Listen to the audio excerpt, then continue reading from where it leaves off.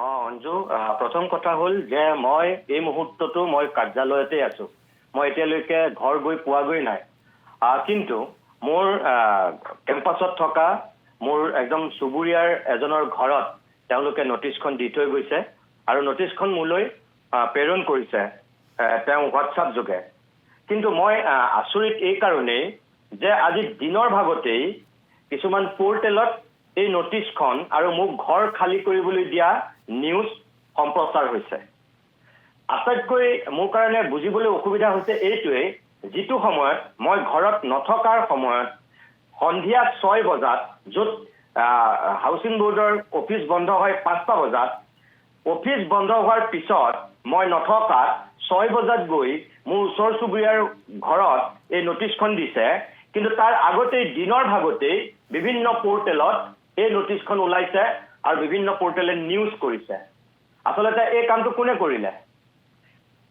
প্ৰথম কথা হ'ল অসমৰ ৰাইজক মই ইমান দিনে জনোৱা নাই আৰু আমাৰ প্ৰতিদিন কাৰ্যালয়ৰ কোনো মানুহে হয়তো আজিলৈকে নাজানে যে ইয়াৰ আগতো যেতিয়া জয়ন্ত মল্ল বৰুৱাৰ বিৰুদ্ধে আমি যেতিয়া তেওঁ এই গীৰগাই প্ৰসংগত বিতৰ্কত যেতিয়া আমি বাতৰি কৰিছিলোঁ, হেমচন্দ্ৰ বৰুৱাৰ প্ৰসংগত যেতিয়া তেওঁ প্ৰতিদিন গোষ্ঠীৰ লগত মুখ চুপতি মাৰিছিল, সেই সময়ত যেতিয়া আমি তেওঁ বাতৰি কৰিছিলোঁ, তাৰ ঠিক কেইদিনমানৰ পিছতেই হাউচিং বোৰ্ডৰ ফালৰ পৰা মোলৈ আৰু এখন নটিচ আহিছিল যে মই সঁচাকৈ ঘৰটোত থাকোঁ নে নাথাকোঁ, মোৰ লগত কোন থাকে, মই ঘৰটো ভাড়া দিছোঁ নেকি, মোৰ ক'ৰবাত ঘৰ মাটি আছে নেকি, তেওঁলোকে এখন মোলৈ নটিচ পঠিয়াইছিল।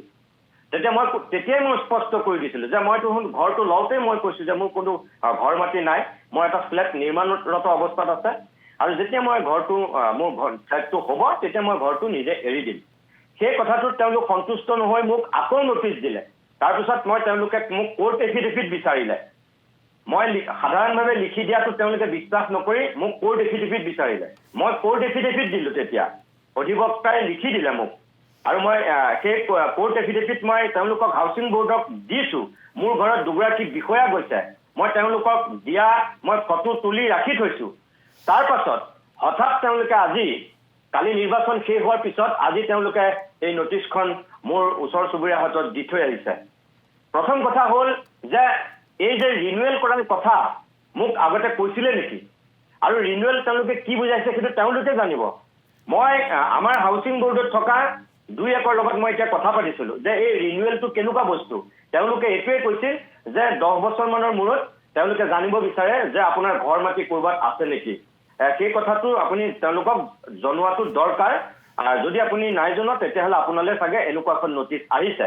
ৰিনুৱেল মানে সেইটোৱেই অঞ্জু, মই সেইটোকে ক'ব বিচাৰিছোঁ। সেই কামটোতো মই 6 মাহৰ আগত কৰিছোঁ। জয়ন্ত মল্ল বৰুৱাইটো আক্ৰোশমূলকভাৱে মোৰ ঘৰলৈ সেই নটিচখন পঠিয়াইছিলে।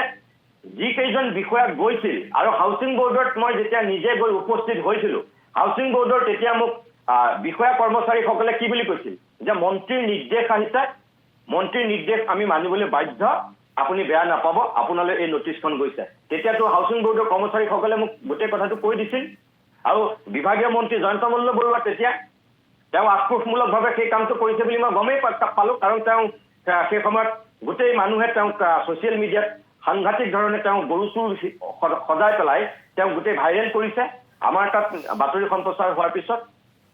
আৰু এতিয়াতো তেওঁলোক মন্ত্ৰীও নহয় আৰু কমিশ্যনাৰগৰাকীয়ে হঠাৎ আজি কিয় সাৰ পালে? ইমান দিনে কিয় সাৰ পোৱা নাছিলে? ঘৰটো মোৰ নামত 12 চনতে এলট হৈছিল, কিন্তু সেই ঘৰটোত মই নাছিলোঁ। মই ইয়াৰ পূৰ্বে সংবাদমেল পাতি পেলাই মই স্পষ্ট কৰিছিলোঁ ঘৰটোত মই কেতিয়াৰ পৰা আছোঁ, মই স্পষ্ট কৰিছোঁ। কিন্তু আজিলৈকে ঘৰটোৰ এক মাহো ক'ব পাৰিব নেকি কিবা মই ভাড়া নিদিয়াকৈ আছোঁ? প্ৰত্যেক মাহে ইলেক্ট্ৰিচিটি বিল দি আছোঁ, প্ৰত্যেক মাহে মই পানীৰ বিল দি আছোঁ, প্ৰত্যেক মাহে মই হাউচিঙত গৈ সময়মতে ঘৰ ভাড়া দি আছোঁ। মোৰ কিবা তেওঁলোকে ক'ব পাৰিব নেকি মই ঘৰ ভাড়া নিদিয়াকৈ ঘৰটোত অবৈধভাৱে আছোঁ? তেওঁলোকে মোক ক'ব পাৰিব নেকি মোৰ গুৱাহাটীত ক'ৰবাত মাটি বাৰী আছে? ক'ৰবাত ক'ব পাৰিব নেকি মোৰ গুৱাহাটীত কেইবাটাও ফ্লেট আছে? ক'ব পাৰিব নেকি?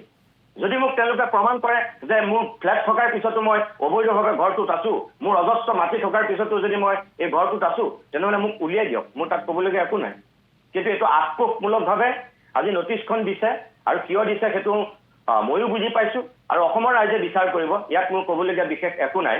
কিন্তু মই কোনো অনৈতিকভাৱে কোনো অনীতি কৰি মই এই ঘৰটোত থকা নাই অঞ্জু মই ইয়াৰ পূৰ্বেও সংবাদমেল পাতি পেলাই মই এটা বিশেষ পৰিৱেশ পৰিস্থিতিৰ মুখামুখি হোৱাৰ সময়তো মই অসমৰ ৰাইজক অৱগত কৰিছিলোঁ আৰু মই আজিও কওঁ যে মই এই ঘৰটোত মই যিটো মোৰ অধিকাৰ সেই অধিকাৰৰ মতেহে মই ঘৰটো পাইছোঁ আৰু ঘৰটোত আছোঁ এইটো অন্যায় কৰি পেলাই এনেকুৱা ভয় ভাবুকি দেখুৱাই মোক যদি তেওঁলোকে হাৰাশাস্তি কৰি মোক নতশিৰ কৰিব বিচাৰিছে মই এইমাত্ৰ টক শ্ব'টো সেই কথাটো কৈ থৈ আহিছিলোঁ এই 9:30 লৈকে 9:30 বজালৈকে মই ষ্টুডিঅ'ৰ ভিতৰতে আছিলোঁ তেতিয়াও মই কৈছোঁ যে মোক যদি কিবা এনেকুৱা ভয় ভাবুকি কিবা প্ৰেছাৰ দি পেলাই যদি কিবা নতশিৰ কৰাব বিচাৰিছে তেনেহ'লে সেইসকলে মূৰ্খৰ স্বৰ্গত বাস কৰিছে তাতকৈ মই একো নকওঁ নিশ্চিতভাৱে ধন্যবাদ জনাইছোঁ নিতুমণি শইকীয়া সেয়া আছিল নিতুমণি শইকীয়াৰ স্পষ্টীকৰণ যিহেতু ইতিমধ্যে এখন জাননী গৈছে আৰু সেই জাননীখন হৈছে তেওঁ যিহেতু হাউচিং বোৰ্ডৰ এটা ঘৰত বসবাস কৰি আহিছে 2012 চনৰ পৰা আৰু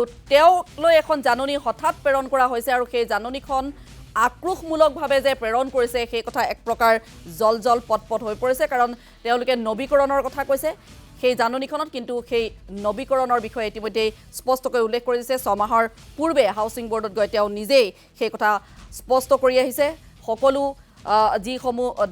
যিসমূহ টকা পইচা বা যিসমূহ মাচুল দিব লাগে সেই সকলোখিনি মাচুল তেওঁ ইতিমধ্যে পৰিশোধ কৰা আছে গতিকে অনৰ্থক আচলতে এখন যে জাননী দিছে সেয়া এক প্ৰকাৰ স্পষ্ট হৈ পৰিছে মুঠৰ ওপৰত প্ৰতিদিন গোষ্ঠীয়ে যিহেতু সকলো অন্যায় অনীতিৰ বিৰুদ্ধে মাত মাতি আহিছে নিতুমণি শইকীয়াই মুখ্যমন্ত্ৰী নিতুমণি শইকীয়াইও সদায় মাত মাতি আহিছে আৰু তাৰ পাছতে এনেধৰণৰ আক্ৰোশমূলকভাৱে তেওঁলোকে পদক্ষেপ গ্ৰহণ কৰি অহা পৰিলক্ষিত হৈ আহিছে সময়ে সময়ে